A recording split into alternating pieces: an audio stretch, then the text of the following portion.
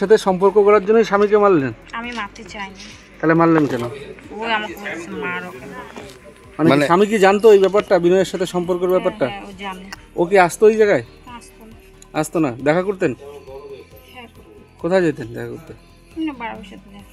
12 তা আপনি কি মানে কালকে খাওয়ার মধ্যে বিষ মিশিয়ে দিয়েছেন, ইচ্ছা করে মেরে ফেলছেন স্বামীকে? হ্যাঁ, আমাকে খুব জ্বালা যন্ত্রণা দিত। আপনারা কি এখানে ভাড়া থাকতেন? হ্যাঁ, কতদিন যাবত? তো 1 বছর হয় না এখন। আপনার স্বামী কি করতো? চাকরি করতো। কিসে? সার্ভিস। কি, কোন ডিপার্টমেন্টে? পিডব্লিউ। অফিসে। আচ্ছা আপনার কতদিন হলে বিয়ে হয়েছে? আমার বিয়ে 15 বছর। তার মানে কি আপনার ওই ওই যে মানে প্রেমিকের জন্যই আপনার স্বামীকে হত্যা করলেন এইভাবে? আমি হত্যা করতে চাইনি। তাহলে এইভাবে তাহলে মারলেন কেন তাহলে? আমি মারতে চাইনি ও।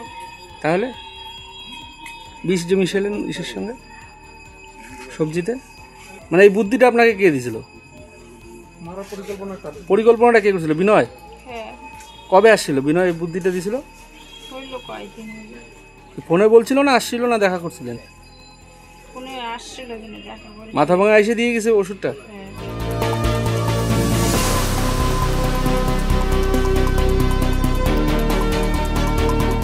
মানে আইসা কি শুনলেন? আচ্ছা, হসপিটাল ঢুকতে হসপিটাল থেকে বলছে থানায় যাও, ওইদিকে যাও, এগুলো কিছু জানি না। দীর্ঘ 6-7 মাস হবে হয়তো আমার বাড়িতে ভাড়া থাকে। তো এখন ঘটনা হলো যে রাত্রেবেলায় নাকি বমি হচ্ছিল।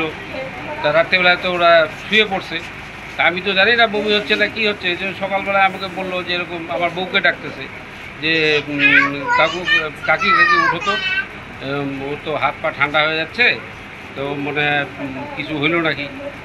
তারপরে আমার বউ আমাকে ডাক দিল, আমি ঘুমিয়েছিলাম, আমাকে ডাক দিল, আমি আসলাম, আইসে দিকে হাত পা ঠান্ডা। তখন আমি বললাম যে না, তো সঙ্গে সঙ্গে একে হাসপাতাল নিতে হবে। আমি তাড়াতাড়ি পরে জামা কাপড় পরে আমি তাড়াতাড়ি টোটো ডাক দিয়ে নিয়ে আমি হাসপাতাল নিয়ে গেছি।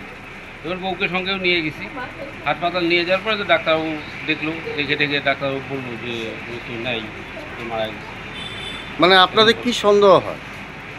আমার সন্দেহ এখন স্বামী স্ত্রীর ব্যাপার, তো আমি তো এটা বলতে পারি না ওদের মধ্যে কি ব্যাপার আছে না আছে। মানে আপনার বাড়িতে যদি ভাড়া থাকতো কোনো মাঝে মাঝে কি ঝগড়াঝাটি হতো? ঝগড়াঝাটি না হইতোই, স্বামী স্ত্রীর ঝগড়াঝাটি তো হইতোই।